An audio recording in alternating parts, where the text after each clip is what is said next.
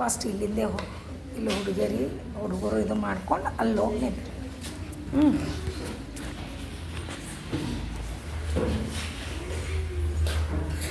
ಈಗ ಕತೆ ಅಂದರೆ ನಿಮಗೆಲ್ಲ ಭಾಳ ಇಷ್ಟ ಅಲ್ಲ?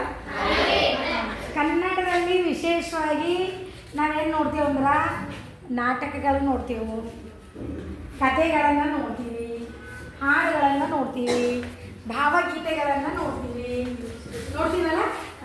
ಇವತ್ತ ನಾನು ನಿಮಗೆ ಒಂದು ಕಥೆಯನ್ನು ಹೇಳ್ತೀನಿ, ಅನಂತರ ನಾವು ಪಾಠವನ್ನು ಪ್ರಾರಂಭಿಸೋಣ. ಮೊದಲಿಗೆ ನೋಡ್ರಿ, ನೀವೆಲ್ಲರೂ ಪಾರಿವಾಳ ನೋಡಿರಲ್ಲ? ಎಲ್ಲರೂ ನೋಡಿರಿ. ಯಾವ ಬಣ್ಣ ಇರ್ತದ ಪಾರಿವಾಳ? ಬೂದಿ ಬಣ್ಣ, ಬಿಳಿ ಬಣ್ಣ ಪಾರಿವಾಳ ಇರ್ತದೆ ನೋಡ್ರಿ. ಪಾರಿವಾಳ ಏನಾಗಿತ್ತಂದ್ರ ಒಂದ್ಸಲ ಒಂದು ಗಿಡದ ಮೇಲೆ ಕೂತ್ ಬಿಟ್ಟಿತ್ತು. ಆ ಗಿಡದ ಕೆಳಗ ಒಂದು ನದಿ ಇತ್ತು. ಆ ಗಿಡದ ಎಲೆಗಳೆಲ್ಲ ಆ ನದಿಯಲ್ಲಿ ಉದುರು ಬೀಳ್ತಾ ಇತ್ತು. ಆ ಸ್ವಲ್ಪ ನದಿಯಲ್ಲಿ ಒಂದು ಇರುವೆ, ದಪ್ಪನ ಇರುವೆ, ಆ ಗಿಡದ ಎಲೆ ಮೇಲೆ ಇದ್ದಂತ ಇರುವೆ ನದಿಯಲ್ಲಿ ಬಿತ್ತು ಜಾರಿ. ಅದು ಮುಳುಗು ತೇಲು ಮಾಡ್ತಾ ಇತ್ತು. ಅದು ದಡವನ್ನ ಸೇರ್ಲಿಕ್ಕೆ ಪ್ರಯತ್ನ ಮಾಡ್ತಾ ಇತ್ತು. ಆವಾಗ ಪಾರಿವಾಳ ಆ ಇರುವೆಯನ್ನ ನೋಡ್ತು. ಅಯ್ಯೋ, ಈ ಇರುವೆ ಸಾವು ಬದುಕಿನ ಮಧ್ಯೆ ಹೋರಾಡ್ತಾ ಇದೆ, ಹೇಗಾದ್ರೂ ಮಾಡಿ ನಾನು ಈ ಇರುವೆಯನ್ನ ರಕ್ಷಿಸಬೇಕು ಅಂತ ತಿಳ್ಕೊಂಡು ಪಾರಿವಾಳ ತನ್ನ ಕ್ರೀಡಾನಂತ ಪ್ರಯತ್ನ ಪ್ರಾರಂಭ ಮಾಡ್ತು. ಪಾರಿವಾಳ ಏನ್ ಮಾಡ್ತಂದ್ರ ಗಿಡದ ಎಲೆಗಳನ್ನ ಕಡಿದು ತನ್ನ ಬಾಯಿಯಿಂದ ಕಡಿದು ಆ ಇರುವೆ ಎಲ್ಲಿ ಇತ್ತಲ್ಲ ಅಲ್ಲಿ ಎಲೆಗಳನ್ನ ಬೀಸಾಡ್ತು. ಆವಾಗ ಇರುವೆ ಏನ್ ಮಾಡ್ತು, ಪ್ರಯತ್ನದಿಂದ ಒಂದು ಎಲೆ ಮೇಲೆ ಬಂದು ಕೂತು. ಆವಾಗ ಆ ಎಲೆ ನದಿಯ ನೀರಿನ ಅಲೆಗಳಿಗೆ ತೇಲ್ತಾ ದಡವನ್ನ ಬಂದು ಸೇರಿತು. ನೋಡ್ರಿ, ಅವಾಗ ಇರುವೆ ಬಹಳ ಖುಷಿ ಆಯ್ತು. ಅದು ಮನಸ್ಸಿನಲ್ಲಿಯೇ ಪಾರಿವಾಳಕ್ಕ ಕೃತಜ್ಞತೆಯನ್ನ ಸಲ್ಲಿಸ್ತು. ಮತ್ತೆ ಒಂದ್ ದಿವಸ ಏನಾಯ್ತಂದ್ರ ಒಬ್ಬ ಬೇಡ ತುಂಬಾ ಹಸುವೆ ಆಗಿತ್ತು ಅವನಿಗೆ. ಅವನು ಯಾವ್ದಾದ್ರು ಪಕ್ಷಿ ಸಿಕ್ತದೇನೋ ಅಂತ ಹುಡ್ಕೊಂಡು ಬಂದಿದ್ದ. ಆವಾಗ ಆ ಒಂದು ಗಿಡದಲ್ಲಿರುವಂತ ಪಾರಿವಾಳಗಳನ್ನ ಬೇಡ ನೋಡಿದಂತ ಬೇಡ ಏನ್ ಮಾಡದಂದ್ರ ಹೇಗಾದ್ರೂ ಮಾಡ್ಬೇಕು, ಗುರಿ ಇಟ್ಟು ಈ ಪಾರಿವಾಳಕ್ಕೆ ನಾನು ಬಾಣನ್ನ ಹೊಡೆದೆ ಅಂದ್ರ ಇವತ್ತ ನನಗೆ ಆಹಾರಕ್ಕ ಈ ಪಾರಿವಾಳ ಸಿಗುತ್ತೆ ಅಂತ ತಿಳ್ಕೊಂಡು ಅವ ತನ್ನ ಬಿಲ್ಲಿಗೆ ಬಾಣನ್ನ ಏರಿಸ್ಬಿಟ್ಟ. ಗುರಿ ಇಟ್ಟು ಇನ್ನೇನ ಪಾರಿವಾಳ ಹೊಡಿಬೇಕು ಅಂತ ತಿಳ್ಕೊಂಡು ಗುರಿ ಇಡ್ತಾನ ಪಾರಿವಾಳ ಕಡೆ. ಅಷ್ಟರಲ್ಲಿ ಅವನ ಕಾಲಿಗೆ ಒಂದು ಇರುವೆ ಬಂದು ಕಚ್ಚಿಬಿಡ್ತು. ನೋಡ್ರಿ, ಇರುವೆ ಕಚ್ಚಿದ ತಕ್ಷಣ ಅವನ ಗುರಿ ತಪ್ಪು. ಪಾರಿವಾಳಕ್ಕೆ ಗುರಿ ಇಟ್ಟು ಹೊಡಿಬೇಕಂತ ತಿಳ್ಕೊಂಡು ಬಾಣ ಇದು ಮಾಡಿನಲ್ಲ, ಅದು ಅವನ ಗುರಿ ತಪ್ಪಿ ಆ ಬಾಣ ಬೇರೆ ಕಡೆ ಹೋಗಿ ಬಿತ್ತು. ಅಷ್ಟರಲ್ಲಿ ಪಾರಿವಾಳ ಆ ಗಿಡದ ಮೇಲಿನ ಹಾರೋಯ್ತು. ನಿಮಗೆ ಮೊದಲೇ ಹೇಳಿನ ಏನಂದ್ರ ಇರುವೆಗೆ ಪ್ರಾಣ ಯಾರು ರಕ್ಷಣೆ ಮಾಡಿದ್ರು? ಪಾರಿವಾಳ. ನೋಡಿ, ಅದಕ್ಕೆ ಇರುವೆ ಯೋಚನೆ ಮಾಡ್ತು, ಅಯ್ಯೋ ಅವತ್ತ ನಾನು ನೀರಲ್ಲಿ ಮುಳುಗ್ತಾ ಇದ್ದಾಗ ಈ ಪಾರಿವಾಳನೇ ನನ್ನ ಪ್ರಾಣವನ್ನ ರಕ್ಷಣೆ ಮಾಡ್ಯಾರ.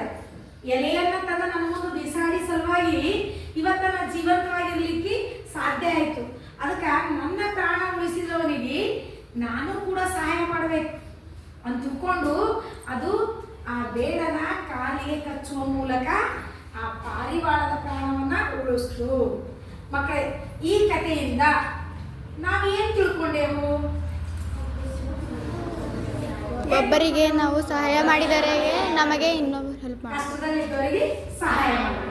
ಮತ್ತೇನ್ ತಿಳ್ಕೊಂಡೆವು? ಯಾರಾದ್ರೂ ನಮಗೆ ಉಪಕಾರ ಮಾಡಿದ್ರ ಅವ್ರಿಗೆ ನಾವು ಅವ್ರಿಗೆ ಉಪಕಾರ ಮಾಡಬೇಕು ಅನ್ನುವಂಥ ನೀತಿಯನ್ನು ತಿಳ್ಕೊಂಡೆವು. ನೋಡ್ರಿ, ಯಾರಾದ್ರೂ ನಮ್ಗೆ ಉಪಕಾರ ಮಾಡಲಿಲ್ಲ ಅಂದ್ರೂ ಚಿಂತೆ ಇಲ್ಲ, ನಾವು ಯಾರಿಗೂ ಅಪಕಾರ ಮಾಡಬಾರ್ದು. ಅದನ್ನ ತಿಂದ ಮನೆಗೆ ಎರಡು ಬಗೆಯಬಾರದು. ತಿಳಿದು? ಉಪಕಾರ ಮಾಡಿದವನಿಗೆ ಅಪಕಾರ ಮಾಡಬಾರದು, ಕಷ್ಟದಲ್ಲಿದ್ದವರಿಗೆ ಸಹಾಯ ಮಾಡಬೇಕು. ಮಾಡಬೇಕು ಅನ್ನುವಂಥ ಒಂದು ಉತ್ತಮ ನೀತಿಯನ್ನ ನಾವು ಈ ಒಂದು ಕಥೆಯಿಂದ ತಿಳ್ಕೊಳ್ಳೋಣ. ಮಕ್ಕಳೇ, ಈಗ ಪಾರಿವಾಳದ ಬಗ್ಗೆ ನಮ್ಮಲ್ಲಿ ಪಾರಿವಾಳ ಅಂತ ಪದ್ಯ ಅದ. ಆ ಪದ್ಯಕ್ಕೆ ಪೂರಕವಾಗಿ ಅಲ್ಲೂ ಏನದ ಅಂದ್ರ ಕಥನ ಕವನ ಅದ. ಆ ಪದ್ಯ ಹಾಡಿನ ರೂಪದಲ್ಲೇ ಅದ. ಅದು ಕಥೆನೇ ಅದ, ಅದನ್ನ ಹಾಡಿನ ರೂಪದಲ್ಲಿ ಪ್ರಸ್ತುತಪಡಿಸ್ಯಾರ. ಅದಕ್ಕಿಂತ ಮುಂಚಿತವಾಗಿ ಪಾರಿವಾಳ ಪದ್ಯವನ್ನ ಎಷ್ಟು ಜನ ಕೇಳಿಲ್ಲ ಕೈ ಎತ್ರಿ? ಅದಕ್ಕೆ ಇವತ್ತು ನಾನು ಹೇಳ್ತಾ ಇದ್ದಿದ್ದೆ ಅನ್ನೋದು ಪಾರಿವಾಳ ಪದ್ಯಕ್ಕೆ ಪೂರಕವಾಗಿ ಮೊಟ್ಟ ಮೊದಲ ಒಂದು ಪದ್ಯವನ್ನು ನೋಡೋಣ. ಏನಂದ್ರೆ ಯಾವ ರೀತಿ ಪ್ರಾಣಿ ಪಕ್ಷಿಗಳು ಕೂಡ ಆ ಪ್ರಾಣಿ ಪಕ್ಷಿಗಳಲ್ಲಿಯೂ ಕೂಡ ಉಪಕಾರ ಮನೋಭಾವನೆ ಇರ್ತದೆ. ಕಷ್ಟದಲ್ಲಿದ್ದವರಿಗೆ ಸಹಾಯ ಮಾಡುವಂತ ಮನೋಭಾವನೆ ಇರ್ತದೆ. ಅದನ್ನ ಮನುಷ್ಯ ಅರ್ಥ ಮಾಡ್ಕೊಳ್ಬೇಕು ಅನ್ನುವಂಥ ನಿಟ್ಟಿನಲ್ಲಿ ನಾವು ಈಗ ಒಂದು ಹಾಡನ್ನ ನೋಡೋಣ.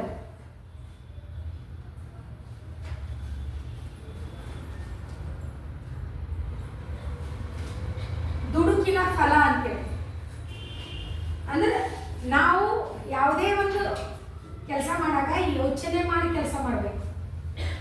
ದುಡುಕಿ ಇನ್ನೊಬ್ಬರಿಗೆ ಅಪಾಯ ಆಗುವಂತ ಕೆಲಸವನ್ನ ಮಾಡಬಾರ್ದು ಅನ್ನುವಂಥ ನಿಟ್ಟಿನಲ್ಲಿ ಈ ಹಾಡೆಲ್ಲರೂ ಕೇಳಿಸ್ಕೊತ್ರಿ? ಹೇಳಿ. ಓಕೆ. ಹಿಂದೊಂದೂರಲ್ಲಿ ಇದ್ದಳು ನಾರಿ, ಮುಂಗುಸಿಯೊಂದ ಸಾಕಿದಳು. ಹಿಂದೊಂದೂರಲ್ಲಿ ಇದ್ದಳು ನಾರಿ, ಮುಂಗುಸಿಯೊಂದ ಸಾಕಿದಳು.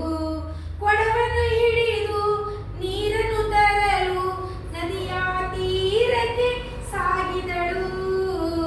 ನದಿಯ ತೀರಕ್ಕೆ ಸಾಗಿದಳು. ಒಂದ್ಸಾಲ ಹೇಳ್ರಿ ಎಲ್ಲರೂ ನನ್ನ ಜೊತೆ ಹೇಳಿ. ಹಿಂದೊಂದು